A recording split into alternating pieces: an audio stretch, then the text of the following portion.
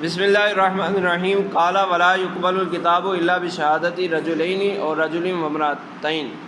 ایک قاضی نے خط لکھا تھا، دوسرے قاضی تک پہنچے گا تو دوسرا قاضی اس خط کو کیسے قبول کرے گا؟ فرماتے ہیں کہ دو مردوں کی گواہی سے یا ایک مرد اور دو عورتوں کی گواہی سے وہ قبول کیا جائے گا، یعنی نصاب شہادت کا پورا ہونا ضروری ہے۔ لأن الکتابہ یشبہ الکتابہ۔ اب یہاں گواہوں کی کیوں ضرورت پڑی؟ گواہی کس بات پر ہوگی؟ گواہی اس بات پر ہوگی کہ یہ فلاں قاضی کا لکھا ہوا ہے، میں گواہی دیتا ہوں کہ فلاں قاضی نے یہ لکھ کر بھیجا ہے۔ تو یہ گواہوں کی ضرورت کیوں پڑی؟ کیونکہ لکھنا لکھنے کے مشابہ ہوتا ہے۔ تو ہو سکتا ہے کسی نے اگر یہ قید نہ لگائی جائے گواہوں کی تو کوئی اپنی طرف سے کوئی بات لکھ کے دوسرے شہر میں پہنچ جائے، دوسرے قاضی کے پاس پہنچ جائے کہ میرے شہر کے قاضی نے یوں لکھ کر دے دیا ہے تو اس کے مطابق مجھے یہ فیصلہ کر دو۔ اب وہ فون کا دور تو تھا نہیں اس وقت کہ فون کر کے پوچھ رہے ہیں ہاں بھائی تم نے کہا ہے یا نہیں، ایسا تو نہیں ہے۔ تو یہاں ضرورت ہے گواہوں کی تاکہ معاملہ مشتبہ نہ ہو، کوئی دو نمبری نہ کر سکے درمیان میں۔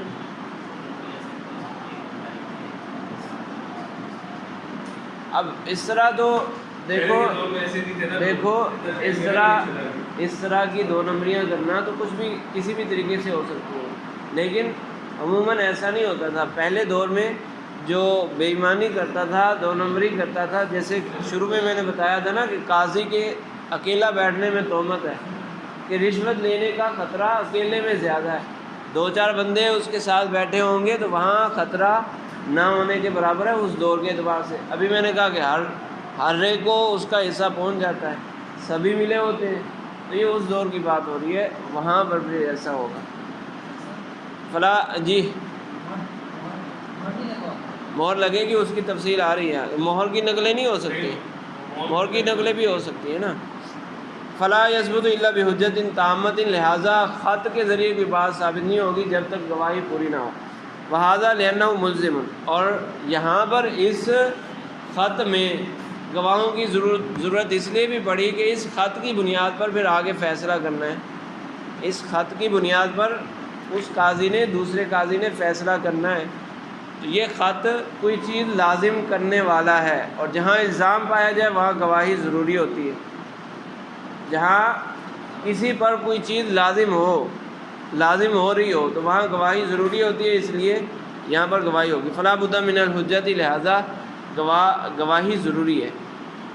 بخلاف کتاب الاستئمان من اہل الحرب، اگر دار حرب کا امیر کسی شخص کو خط لکھ کر دیتا ہے کہ جاؤ دارالاسلام کے جو حاکم ہے اس کے پاس جاؤ، خط میں یہ لکھا ہو کہ ہم امان طلب کرتے ہیں، اب وہ خط لے کر آئے گا، اس میں بھی احتمال ہے کہ یہ بادشاہ نے لکھا ہے، دارالحرب کے بادشاہ نے لکھا ہے، یا ایسے ہی کسی نے اپنی طرف سے بنا لیا، اس میں بھی احتمال ہے، لیکن وہاں گواہی ضروری نہیں ہے کیونکہ وہ خط ملزم نہیں ہے۔ اگر دارالحرب کے سپہ سالار نے یا بادشاہ نے خط بھیجا ہے تو دارالاسلام کے اس سپہ سالار پر یا بادشاہ پر لازم ہے کہ اس کو مانے۔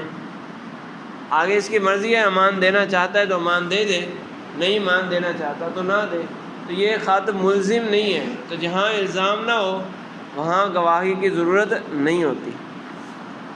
لأنہ لیس بملزم، کیونکہ یہ استئمان والا خط، امان طلب کرنے والا خط، یہ ملزم نہیں ہے۔ وبخلاف رسول القاضی الی المزکی ورسولہ الی القاضی، اسی طرح گواہوں کی عدالت جاننے کے لیے، گواہوں کے تزکیہ کے لیے کچھ الگ لوگ ہوتے تھے، تو قاضی نے خط بھیجا مزکی کی طرف کہ یہ فلاں دو بندے ہیں جو میرے پاس گواہی دینے آئے ہیں، تم اس کے بارے میں کیا کہتے ہو، یہ عادل ہیں یا نہیں، تم اس کے بارے میں گواہی دیتے ہو یا نہیں۔ جس طرح فن حدیث میں ایک اصحاب جرح و تعدیل ہوتے ہیں نا، وہ راویوں کی عدالت کے بارے میں فیصلہ کرتے ہیں، تو اسی طرح علاقوں میں ایسے لوگ ہوتے تھے جو لوگوں کے احوال کو جانتے تھے، تو وہ اس کے بارے میں بتا دیتے تھے کہ یہ عادل ہے یا نہیں، تو اس کو مزکی کہا جاتا تھا۔ تو قاضی نے اگر مزکی کی طرف خط بھیجا یا مزکی نے قاضی کو جوابی خط بھیجا تو یہاں پر بھی گواہی ضروری نہیں ہے، لأن الالزام بشہادت لا بالتزکیۃ، کیونکہ یہ مزکی کا خط قاضی کی طرف یہ ملزم نہیں ہے۔ ملزم کیا چیز ہے؟ گواہی۔ اس کے بارے میں اچھی رائے رکھتا ہوں، یہ دو گواہ ہیں، ان کے بارے میں اچھی رائے رکھتا ہوں۔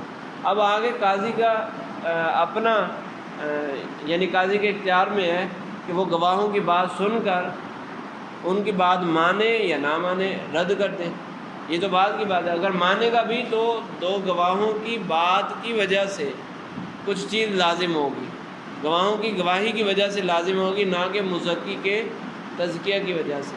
اور پھر فرض یہ واسطہ اگر بنتا بھی ہے، مزکی الزام کا سبب بنتا بھی ہے تو یہ سبب بعید ہے۔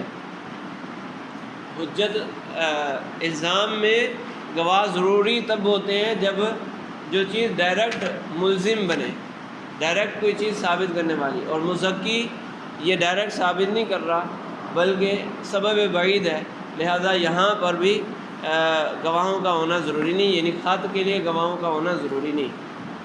قال ویجب ان یقرأ الکتاب علیہم، اب یہ گواہ دوسرے قاضی کے پاس جا کر گواہی دیں گے کہ فلاں قاضی نے خط لکھا ہے، تو ایک ہوتی ہے تحمل شہادت اور ایک ہے ادائے شہادت۔ ایک ہے شہادت کو یعنی شاہد بننا، ایک ہے شاہد بننا اور ایک ہے پھر گواہی کی ادائیگی۔ تو گواہی کی ادائیگی انہوں نے کرنی ہے تو پہلے تحمل شہادت تو ہوگا، تو وہ تحمل شہادت کیسے ہوگا؟ کہہ رہے ویجب ان یقرأ الکتاب علیہم، جو قاضی اول ہے جو خط لکھ رہا ہے وہ ان گواہوں کے سامنے وہ خط پڑھ کر سنائے گا کہ میں نے یہ لکھا ہے، الفاظ وہ سارے پڑھ کر سنائے گا، لیعرفوا ما فیہ او یعلمہم بہ، یا تو وہ الفاظ پڑھ کے سنائے گا یا ویسے ہی بتا دے گا، الفاظ میں تبدیلی ہو سکتی ہے، مفہوم بتا دے گا، خلاصہ بتا دے گا کہ میں نے اس خط میں یہ لکھا ہے، تاکہ ان کو پتہ چل جائے کہ جس کی ہم نے گواہی دینی ہے وہ کیا چیز ہے۔ لأنہ لا شہادت بدون العلم، کیونکہ علم ہی نہیں ہوگا تو گواہی کیسے دیں گے۔ ثم یختم بحضرتہم، اور پھر ان گواہوں کی موجودگی میں ہی مہر لگائے گا، ان کے سامنے پڑھ کر سنایا پھر ان کے سامنے ہی اس میں مہر لگا دے گا، یعنی اس کو سیل بند کر دے گا، جس طرح بھی مروجہ جو بھی طریقہ ہو سیل لگا دے گا۔ وَيُسَلِّمُهُ إِلَيْهِمْ، اور پھر یہ خط ان گواہوں کے حوالے کر دے گا کہ یہ لے جاؤ اور فلاں علاقے کے قاضی کے حوالے کر دینا۔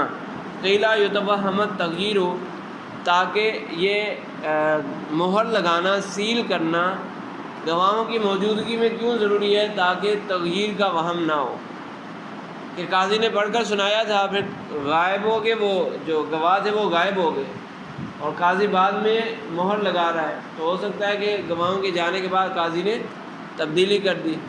اور دوسرا یہ کہ مہر لگانا ضروری ہی کیوں ہے؟ وہ اس لیے کہ قاضی نے لکھ دیا، مہر نہ لگائے تو ہو سکتا ہے یہ گواہ راستے میں تبدیلی کر دیں کچھ، تو سیل کرنا بھی ضروری ہے اور گواہوں کی موجودگی میں سیل کرنا ضروری ہے تاکہ دونوں طرف سے تہمت باقی نہ رہے۔ وَهَذَا عِنْدَ أَبِي حَنِیفَةَ وَمُحَمَّدٍ رحمہ اللہ، یہ طرفین کا قول ہے، لأن علم ما فی الکتاب والختم بحضرتہم شرط، کیونکہ خط کے اندر جو لکھا گیا ہے اس کا علم ہونا اور ان کی گواہوں کی موجودگی میں سیل کرنا یہ شرط ہے ان کے نزدیک۔ وقضا حفظ ما فی الکتاب عندہما، اسی طرح جو الفاظ خط کے اندر موجود ہیں ان کو یاد کرنا بھی ضروری ہے، گواہوں کو وہ الفاظ یاد بھی ہونے چاہیے، یہ طرفین کے نزدیک شرط ہے۔ وَلِهَذَا يَدْفَعُ إِلَيْهِمْ كِتَابًا آخَرَ غَيْرَ مَخْتُومٍ، چونکہ الفاظ کو یاد کرنا بھی ضروری ہے تو کہہ رہے ہیں کہ ایک خط بغیر سیل شدہ وہ بھی دے گا، یعنی ایک تو سیل کر دیا نا خط، تو اس کی ایک کاپی تیار کر کے وہ بھی ان گواہوں کو دے گا تاکہ رستے میں یہ ان الفاظ کو یاد بھی کرتے جائیں، ٹھیک ہے، یہ بھی طرفین کے نزدیک ہے۔ لِيَكُونَ مَعَهُمْ مُعَاوَنَةً عَلَىٰ حِفْظِهِمْ، یہ جو غیر سیل شدہ خط ہے یعنی کاپی، یہ ان کے ساتھ رہے تاکہ راستے میں یاد کرنا ان کے لیے آسان ہو جائے۔ وقال ابو یوسف رحمہ اللہ آخراً، اور امام ابو یوسف رحمہ اللہ کا آخری قول یہ ہے، وَلَيْسَ شَيْءٌ مِّن ذَلِكَ بِالشَّرْطِ، وہ جب قاضی بنے تو انہوں نے کہا معاملات کو آسان کرنے کے لیے انہوں نے کہا کہ یہ کوئی چیز ضروری نہیں ہے، یعنی گواہوں کی موجودگی میں مہر لگانا اور وہ جو یاد کرنا یہ چیزیں ضروری نہیں ہیں۔ وشرط ان یشہدہم ان ھذا کتابہ و ختمہ، بس اتنا، اور یہ بھی شرط ہے کہ قاضی ان کو گواہ بنائے کہ یہ میرا خط ہے اور یہ میری مہر ہے۔ وعن ابی یوسف رحمہ اللہ ان الختم لیس بشرط ایضا، امام ابو یوسف رحمہ اللہ نے پھر یہ بھی فرمایا کہ سیل کرنا بھی ضروری نہیں ہے۔ فسہل فی ذلک لما ابتلی بالقضاء، تو امام ابو یوسف رحمہ اللہ نے معاملہ آسان کر دیا جب وہ منصب قضاء کے اہل ہوئے، ان کو منصب قضاء دیا گیا۔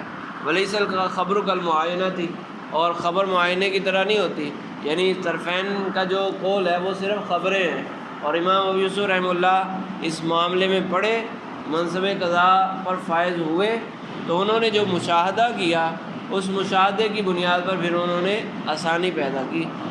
وختارہ شمس الائمۃ السرخسی قول ابی یوسف رحمہ اللہ، شمس الائمہ سرخسی رحمہ اللہ نے امام ابو یوسف رحمہ اللہ کے قول کو اختیار کیا ہے۔